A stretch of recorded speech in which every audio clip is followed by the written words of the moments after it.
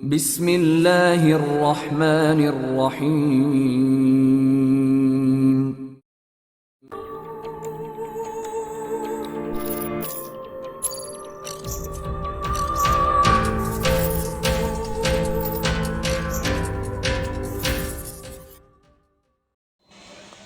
السلام علیکم دوستو، Mars action Imran series novel by Ashhad Alasar Jafri.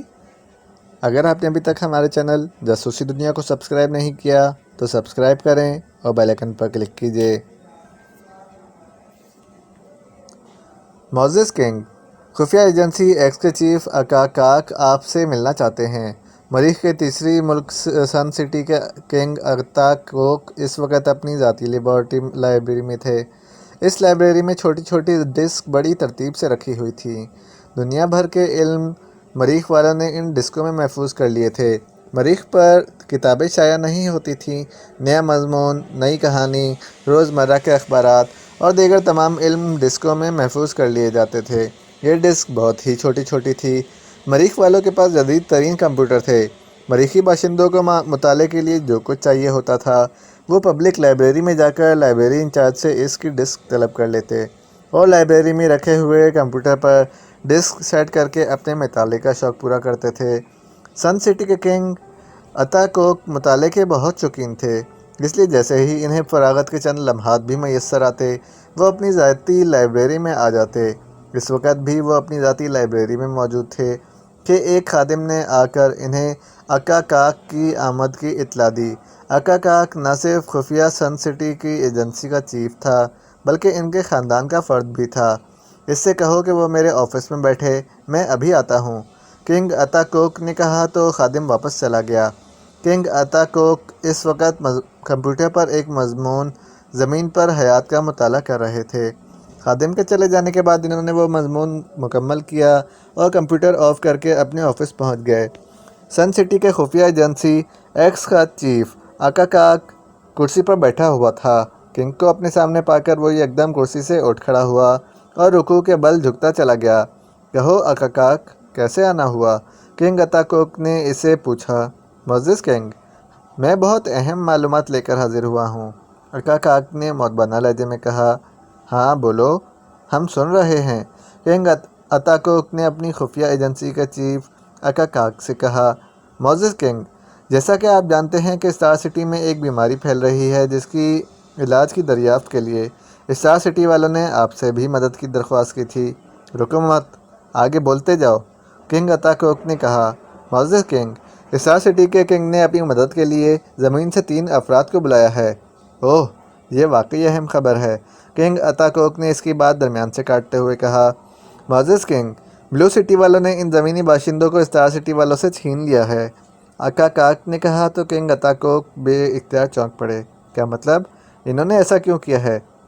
Moses king, star city پر وہ بیماری بلو سٹی والے ہی پھیلا رہے ہیں، اس لیے وہ نہیں چاہتے کہ اس بیماری کا علاج دریافت ہو سکے، اور پھر وہ ان مشینی باشندوں کے دماغوں پر تجربات بھی کرنا چاہتے ہیں، اکا کاک نے کہا تو کنگ اتا کوک نے اس بات میں سر ہلا دیے۔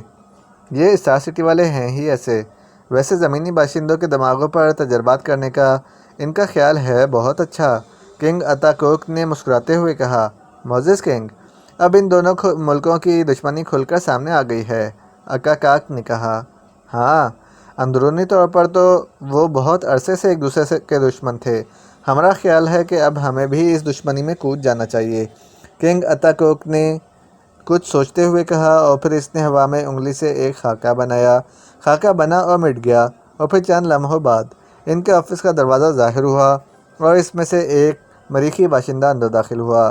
یہ سن سٹی کے مایہ ناز سائنسدان سر ڈاگوگ تھے۔ انہوں نے بھی کنگ اتا کوک کو رکوع کے بل جھک کر سلام کیا۔ کنگ نے انگلی کا اشارہ کر کے ان کے لیے بھی خالی کرسی حاضر کی اور وہ اس کرسی پر بیٹھ گئے۔ سر ڈاگوگ، کیا آپ زمینی باشندوں پر کسی قسم کا کوئی تجربہ کرنا چاہیں گے؟ یس موزس کنگ، میری تو برسوں سے خواہش ہے، اگر کوئی زمینی باشندہ مل جائے تو میں اس پر تجربے کر کے سائنس کی دنیا میں سن سٹی کی دھوم مچا سکتا ہوں، سر ڈاگوگ نے کہا۔ تو پھر آپ تیار ہو جائیں، اکا کاک آپ کے لیے 3 زمینی باشندے لا سکتا ہے، کنگ اتا کوک نے کہا تو سر ڈاگوگ کا چہرہ خوشی سے کھل اٹھا۔ اوہ، یہ تو میری دیرینہ خواہش کی تکمیل ہے۔ شکریہ معزز کنگ۔ شکریہ آقا کاک، سر ڈاگوگ نے خوش ہوتے ہوئے کہا۔ آقا کاک، وہ زمینی باشندے کب تک ہمارے پاس پہنچ جائیں گے؟ معزز کنگ، بہت جلد وہ آپ کے سامنے ہوں گے، آقا کاک نے کہا۔ اگر تم زمینی باشندوں کو یہاں لے آئے تو ہم تمہاری شادی اپنی بیٹی سے کر دیں گے، یہ ہمارا وعدہ ہے، کنگ اتاکوک نے کہا تو آقا کاک کا چہرہ خوشی سے کھل اٹھا۔ یہ تو معزز کنگ کا مجھ پر بہت بڑا احسان ہوگا، آقا کاک نے خوش ہوتے ہوئے کہا۔ آقا کاک، تم بہت خوش قسمت ہو، مبارکباد قبول کرو، سر ڈاگوگ نے اسے مبارکباد دیتے ہوئے کہا۔ شکریہ سر ڈاگوگ، واقعی میں بہت خوش قسمت ہوں، آقا کاک نے مؤدبانہ لہجے میں کہا۔ بس اب تم اپنے مشن پر جانے کی تیاری کرو، کنگ اتاکوک نے کہا تو آقا کاک نے ایک بار پھر رکوع کے بل جھک کر کنگ کو سلام کیا اور پھر واپس چلا گیا۔ معزز کنگ، کیا واقعی آپ اپنی بیٹی کی شادی آقا کاک سے کر دیں گے؟ ہاں آقا کاک، ویسے بھی ہمارے خاندان کا فرد ہے، یہ فیصلہ ہم نے بہت پہلے کر لیا تھا اور ہم کسی مناسب وقت پر اس کا اظہار کرنا چاہتے تھے اور ہمارے خیال میں یہ مناسب موقع ہے، کنگ اتاکوک نے کہا۔ یس معزز کنگ، آپ یقیناً اس بارے میں مجھ سے زیادہ بہتر جانتے ہیں، سر ڈاگوگ نے مؤدبانہ لہجے میں کہا۔ سر ڈاگوگ، ہم چاہتے ہیں کہ ہم سائنسی ترقی میں اسٹار سٹی والوں سے بھی آگے نکل جائیں، آپ ان کی سپر ٹرانسمٹ سے بھی بہتر کوئی چیز بنائیں تاکہ ہم بھی بآسانی دوسرے سیاروں تک جا سکیں، خاص طور پر زمین کی سیر کا تو مجھے بہت شوق ہے، کنگ اتاکوک نے کہا۔ معزز کنگ، ہم یقیناً سپر ٹرانسمٹ سے اچھی چیز بنانے میں کامیاب ہو جائیں گے، اس سے پہلے ہم ان زمینی باشندوں کے دماغ، جینز اور دل پر ریسرچ کر لیں، مجھے یقین ہے کہ اس سے ہمیں اچھی معلومات حاصل ہوں گی، پھر آپ کا زمین کی سیاحت کا شوق بھی پورا ہو جائے گا، سر ڈاگوگ نے کہا۔ اگر ہم زمین پر پہنچ گئے تو وہاں کسی ملک پر قبضہ کر کے ہم اپنے باشندوں کو وہاں آباد کریں گے، کنگ اتاکوک نے خیالوں میں ڈوبے ہوئے لہجے میں کہا۔ مجھے لگتا ہے کہ آپ کا یہ خواب بہت جلد پورا ہو جائے گا، سر ڈاگوگ نے کہا۔ اس کے لیے آپ کو بہت زیادہ کام کرنا پڑے گا، سن سٹی کے لیے اگر مجھے موت کو بھی گلے لگانا پڑے تو میں خوشی سے ایسا کروں گا، سر ڈاگوگ نے کہا۔ لیکن ہمیں تو آپ کی موت منظور نہیں ہے، آپ سن سٹی کا بہت قیمتی سرمایہ ہیں، آپ کی زندگی سن سٹی کے باشندوں کی زندگی ہے اور آپ کی موت سن سٹی کے تمام باشندوں کی موت ہے، کنگ اتاکوک نے کہا تو سر ڈاگوگ اپنے بارے میں یہ الفاظ سن کر خوش ہو گئے۔ معزز کنگ، میں آپ کو یقین دلاتا ہوں کہ زمین پر آباد ہونے کا آپ کا خواب ضرور پورا ہوگا، سر ڈاگوگ نے اس مرتبہ یقین بھرے لہجے میں کہا۔ ہمیں آپ کی زبان پر یقین ہے، کنگ اتاکوک نے کہا اور پھر وہ زمین پر جانے کے خواب دیکھنے لگا، اس مقصد کے لیے وہ بہت عرصے سے کام کر رہا تھا۔ شانگ اس وقت اپنے نائب موٹانگ اور دیگر 8 ساتھیوں کے ساتھ ایک بڑے باکس ٹرانسمٹ میں سفر کر رہا تھا، ان کے ٹرانسمٹ کا رخ شالار پہاڑیوں کی طرف تھا، سر انا کی لیبارٹری انہی پہاڑیوں میں تھی، پہاڑیوں کے قریب پہنچ کر ان کی ٹرانسمٹ رک گئی اور وہ سب نیچے اتر آئے۔ اب سب لوگ خود کو تبدیل کر لیں، ہم نے پہاڑی کے اندر جا کر اپنی اصل حالت میں آنا ہے اور وہاں موجود تمام افراد کو پہلے بے ہوش کرنا ہے اور پھر ان کا خاتمہ کرنا ہے، چانگ نے اپنے ساتھیوں کو ہدایات دیتے ہوئے کہا، تو اس کے ساتھی نے اپنے جسموں کی طرف انگلی کا اشارہ کیا تو وہ ایک انتہائی چھوٹے سے جانور میں تبدیل ہو گئے، یہ جانور چوہوں سے بھی چھوٹے تھے، سب سے آخر میں چانگ نے اپنے جسم کی طرف انگلی کا اشارہ کیا تو وہ بھی اسی جانور میں تبدیل ہو گیا، پھر وہ تمام جانور سامنے نظر آتی ہوئی شالار پہاڑی کی طرف بڑھنے لگے، پہاڑی کے قریب پہنچ کر وہ سب بکھر گئے اور پہاڑی میں ایک غار نظر آ رہا تھا، غار کے دہانے پر بہت سے مریخی باشندے نظر آ رہے تھے، وہ سبھی چوکنا تھے اور اس کی تیز نظریں تیزی سے چاروں طرف گردش کر رہی تھیں، وہ چھوٹے چھوٹے جانور ایک ایک کر کے ان کے پیروں کے قریب سے گزرتے ہوئے غار کے اندر داخل ہو گئے اور انہیں احساس تک نہ ہوا، غار کے اندر بھی کئی مریخی باشندے نظر آ رہے تھے، یہ غار کافی پرانا اور کشادہ تھا، اس غار میں ایک طرف پتھروں کے ڈھیر بھی پڑے ہوئے تھے، وہ چھوٹے چھوٹے جانور ان پتھروں کی اوٹ میں ہو گئے، پتھروں کی اوٹ میں ہوتے ہی چانگ اپنی اصلی حالت میں آ گیا، اس نے جیب سے ایک کیپسول نکالا اور اسے توڑ کر کچھ فاصلے پر پھینک دیا، چند ہی لمحوں میں غار کے اندر موجود ان کے تمام مخالف بے ہوش ہو گئے، ان کے بے ہوش ہوتے ہی چانگ کے تمام ساتھی اپنی اصلی حالت میں آ گئے، انہوں نے آگے بڑھ کر بے ہوش افراد کی گردنیں پکڑ کر زور سے مروڑیں تو ان کی گردنیں ٹوٹ گئیں اور وہ بے ہوشی میں ہی تڑپنے لگے، ان تمام کو ہلاک کرنے کے بعد انہوں نے ان کے کپڑے خود پہن لیے، چانگ ان میں سے ایک مریخی باشندے کے کپڑے پہن کر غار کے دہانے کے قریب آ گیا، وہاں اس نے کیپسول پھینکا تو باہر موجود افراد بھی بے ہوش ہو گئے۔ وہ خود غار کے دہانے سے باہر نہیں نکلا تھا، کیونکہ اس کی اطلاع کے مطابق غار کے دہانے سے باہر تو حفاظتی نظام موجود تھا، لیکن غار کے اندر یہ نظام موجود نہیں تھا، اور یہ نظام صرف مریخی باشندوں کے لیے تھا۔ جانور یا پرندے اس حفاظتی نظام سے متاثر نہیں ہو سکتے تھے۔ باہر والوں کو بے ہوش کرنے کے بعد وہ دوبارہ اندر آ گیا۔ اس کے ساتھی اب تک وہیں موجود تھے۔ پھر وہ غار میں مزید آگے بڑھنے لگے۔ چند گز آگے بڑھنے کے بعد چانگ ایک جگہ رک گیا۔ اس نے غار کی سپاٹ دیوار پر اپنی انگلی کا اشارہ کیا تو وہاں دروازہ ظاہر ہو گیا۔ وہ دروازے میں داخل ہو گئے۔ آگے سیڑھیاں تھیں۔ وہ سیڑھیاں اترنے لگے۔ سیڑھیوں کے بعد گیلری شروع ہو رہی تھی۔ وہ گیلری میں آگے بڑھنے لگے۔ ایک جگہ پہنچ کر شانگ رک گیا۔ یہ بھی سپاٹ دیوار تھی۔ شانگ نے یہاں بھی انگلی کا اشارہ کیا تو وہاں دروازہ نمودار ہو گیا، تو وہ سب اندر داخل ہو گئے۔ اندر 3 کرسیوں پر زمینی باشندے نظر آ رہے تھے، جبکہ سر اناک اور ان کے جونیئر ان سے کچھ فاصلے پر کھڑے تھے۔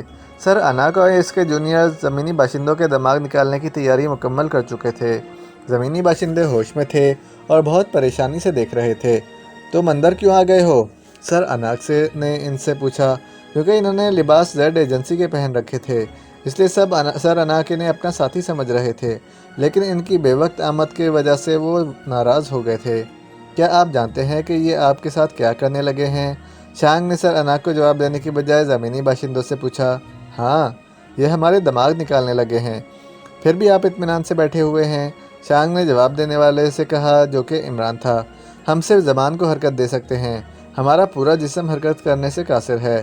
اے مسٹر، تم ان سے کیا باتیں کر رہے ہو؟ مجھ سے بات کرو، میں ان کا انچارج ہوں۔ آپ سے میں نہیں، یہ شعائیں باتیں کریں گی، شانگ نے طنزیہ لہجے میں کہا، اور اس کے ساتھ ہی اس کے ہاتھ میں ریوالور نظر آنے لگا۔